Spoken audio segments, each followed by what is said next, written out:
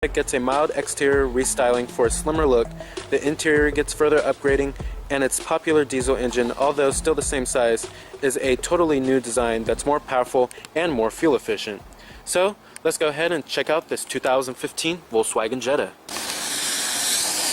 Now, the Volkswagen Jetta receives a variety of updates for the 2015 model year, not the least of which is an increase of nearly 3 inches to its wheelbase. There are also front and rear styling changes and new structural enhancements, the latter of which has resulted in improved frontal impact safety test scores. And inside you'll find improved material quality, several new available electronic safety features, and some reconfiguration of content for various trim levels. Finally, the Jetta TDI has an updated diesel engine, and it's more powerful as well as fuel efficient. Now, the trim we have here of the Jetta is the Sport model, and it comes with these pretty nice clean looking 17-inch alloy wheels with all-season tires. Now, as far as styling goes on the Jetta, I think it's a very clean, very handsome looking car, and it's not overdone.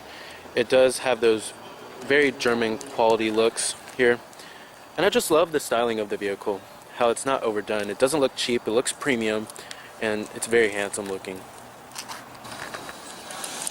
Now here goes the key fob design for the Jetta. It's a pretty high quality design here. You have a switchblade key. However, we do have push button ignition on this particular Jetta. You do have your lock to release your trunk, and then your unlock, and then your panic button on the side right here, of course. And new for the 2015 model year, you can actually get LED daytime running lights on the higher end trims. Now it is a black exterior color.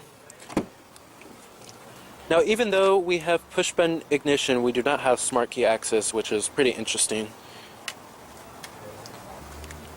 And it does have a two-toned, very nice two-toned color, a black and a light gray leatherette interior. Manual driver's seat adjustments. A power driver's seat is optional, however. Now, stepping on into the interior, it has a pretty low step-in height, of course. And there's a sense of roominess inside of this cabin here, and it really does feel like you're in a luxury car inside of here. It's a very high quality cabin here, and the overall design of it as well. Now, like I said, you do have push button ignition. Even though we have a switchblade key, it's very interesting. And what you're hearing is that 1.8 liter turbo 4-cylinder. Coming to your transmission, you have a 6-speed automatic.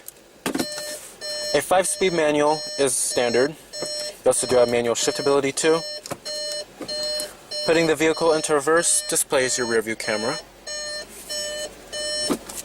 And your e-brake is located right here. And let's go ahead and turn on the lights. And the hazards too. Automatic driver's side window. And let's go ahead and pop up the hood and check out the engine bay.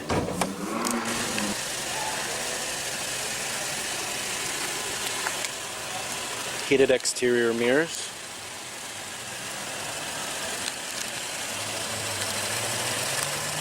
Halogen headlights. Halogen daytime running lights too. Like I said, LEDs are an option. You can also get bi-xenon headlights as well. Coming to the front end, it's very handsome, yet very restrained. Now under the hood you will find the optional 1.8 liter 4-cylinder turbo powertrain. I recommend getting this powertrain. Now essentially there's two powertrains available. You have the base engine, a 2 liter 4-cylinder, which I recommend avoiding that powertrain. It's a pretty weak base engine.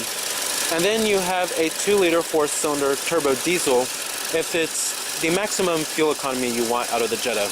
However, both of the turbo powertrains provide very great fuel economy numbers. This particular one earns fuel economy numbers of a very respectable 25 in the city and 37 on the highway.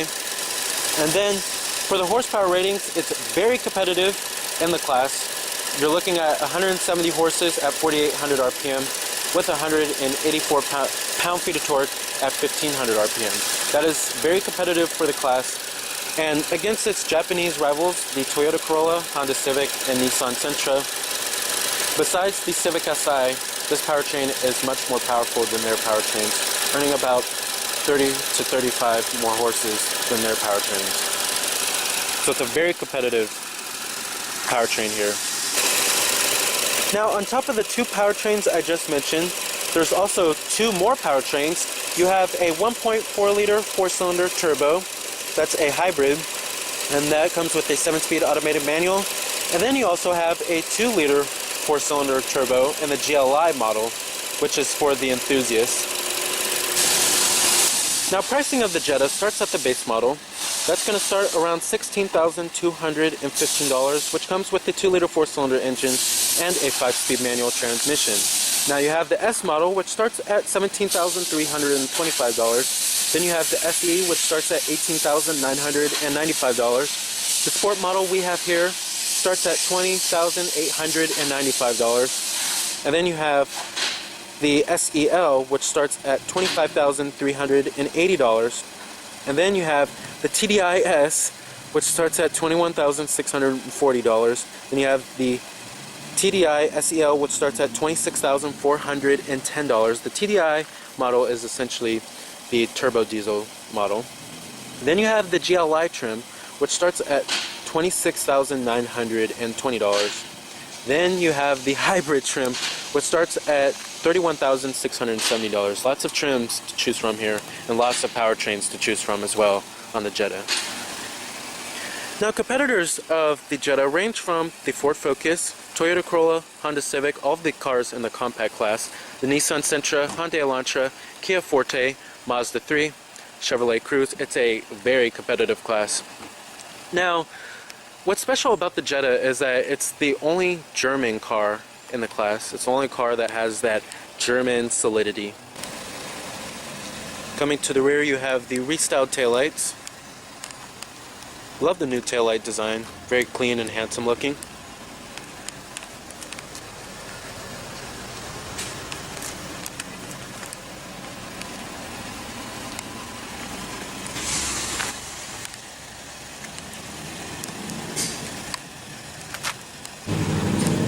EPA numbers, like I said, are 25 in the city and 37 on the highway. Total vehicle price for this particular Jetta is $23,380.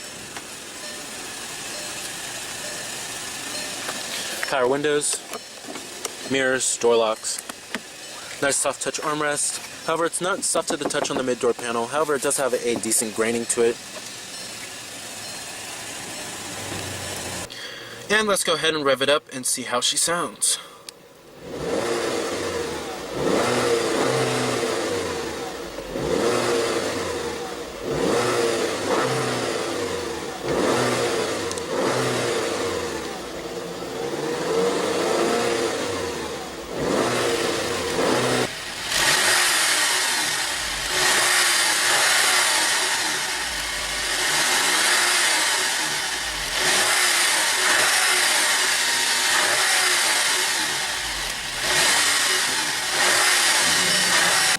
Pretty nice.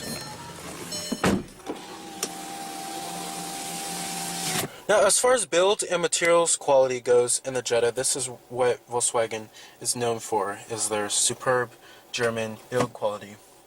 Now, build quality is excellent. You won't find any panel gaps or anything of that nature. However, materials have been upgraded, but in some places they can be a little bit better.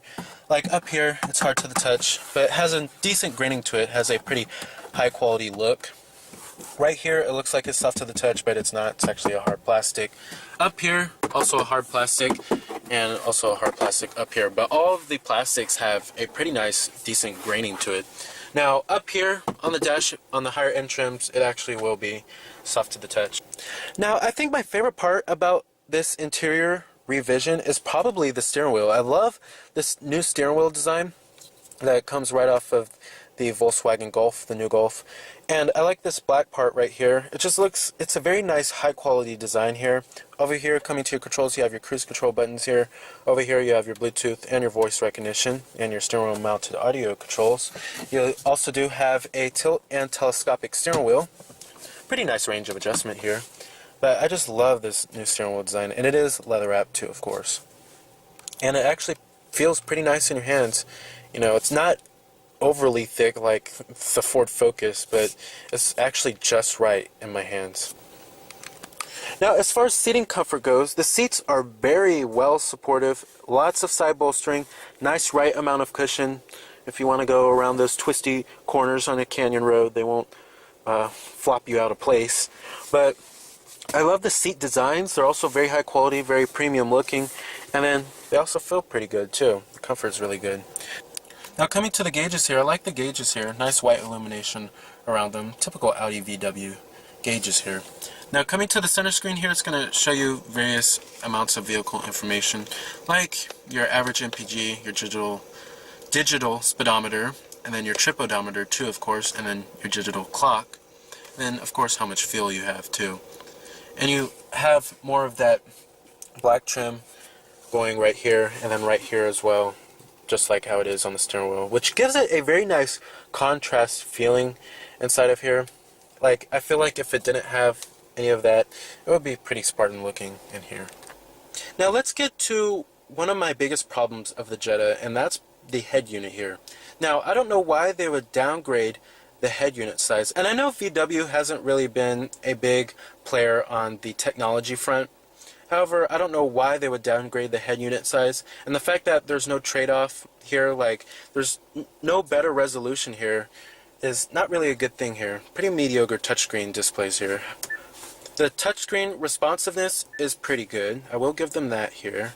Coming over here to your buttons, it's very well labeled. I'll give them that as well. You have your different media sources like your Bluetooth streaming audio. Your aux input is right there, and then your media input too. Coming to your phone, of course, you have Bluetooth, your band, AM, FM, your optical disc drive, satellite radio, your navigation system. Let's get to the map. Oh my gosh, that map is not that great.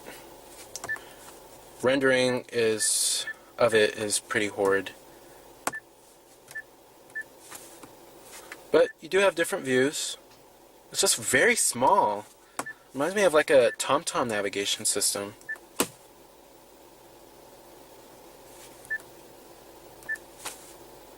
But at least you do have a 3D view, a 2D view, and a 2D north. Now you can get a Fender premium audio sound system inside of this car. That sound system is pretty good. You also do have a day and night mode. I guess the trade-off is that they put the new safety technologies on the Jetta, but they did something with the head unit. They made the head unit smaller, but they gave you some new safety technologies on the higher end trims. But I would love to see that they would put their new head unit system on the car, like from the Golf as well as the Touareg. I would love to see that head unit instead of this smallish, outdated one here. Coming to the controls and the center stack controls, it's very easy to figure out. Usually German cars have very complicated controls, but that's not the case here. Very simple and easy to use controls. Kind of reminds me of how Toyota does with their controls. You have your fan speeds right here, your temperatures, your different zones. Then over here you have your heated seats, and then your recycling mode, and then your rear window defroster. I also like how it's not facing totally towards the driver, so the passenger can't reach the controls. It's slightly facing towards the driver, and it's a pretty driver-focused car here. I love the way they did that. The great ergonomics. Now coming up here, you have a manual dimming rear view mirror, your interior illumination lighting, and then you also do have SOS Safety Connect, which is usually available on way more higher-end expensive cars. I usually don't find SOS Safety Connect on a $23,000 car. Your sunglass container. Now I do have a gripe. There's actually no light when you open this up. However, the headliner is a very nice plush headliner, very high quality. Now as far as visibility goes out of the Jetta, it's superb. You have decent amount of glass area all around the car. Outwards visibility is also pretty good too. And there's no sloping roofline, so you have lots of glass area back there, and that makes it easier if you're, trying to switch lanes. Cars like the Hyundai Elantra and the Kia Forte have sloping rooflines in the back, so that makes it harder to see out of them. But this car is nice, and it has lots of glass area all around. It's even better than the Honda Civic. Coming down here, you have a 12-volt power outlet. Your cup holders, of course. Nice stitched and high-quality armrest. Nice and soft to the touch, too. Coming down there, you have your media input, which I don't know why they don't put it USB, but they have a media input for your iPod. Pretty small center console storage here. That's probably one of my only few gripes, but at least they give you a storage cubby right here. Now, this is a pretty nicely updated cabin here. Now, I love how they did update the materials and the build quality here. And it's a very high quality looking design, except for that head unit. With the exception of that head unit. It's a very nicely updated cabin here. But like I said, my favorite part about this new interior design is definitely the steering wheel. Alright, and I'm going to shut down the Jetta. Let's go ahead and check out the rest of the vehicle, including the best part of the Jetta, the rear seat passenger space, as well as the cargo capacity, where the Jetta really shines. Build quality and materials do follow through in the rear. Still very nice soft to the touch armrest. But basically everything is carried over from the front. Hard touch right here, hard touch right here too.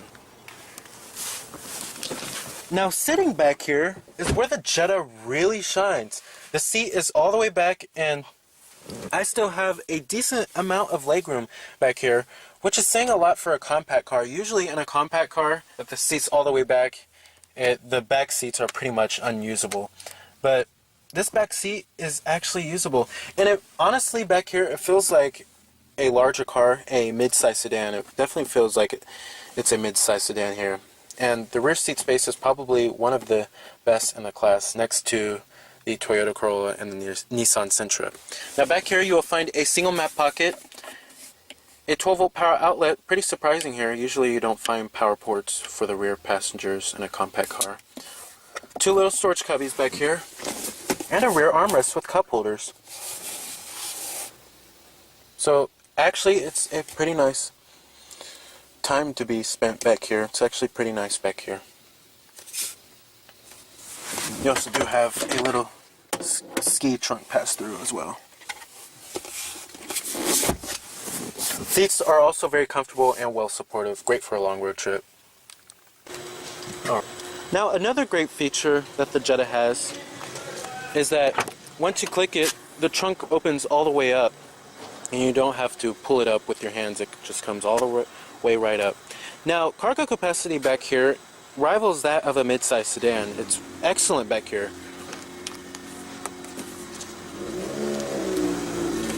Generous amounts of cargo capacity back here. Fully manual passenger seat. Your glove box nice and damped. Pretty good amounts of storage available. Alright. So with its very spacious interior and trunk, great fuel economy and performance from its turbocharged engines, and its decent high-quality interior design, the Volkswagen Jetta is a very great compact sedan with just enough German personality to set it apart from the economy car pack. So remember that this is Cameron Birch from Cameron's Car Review.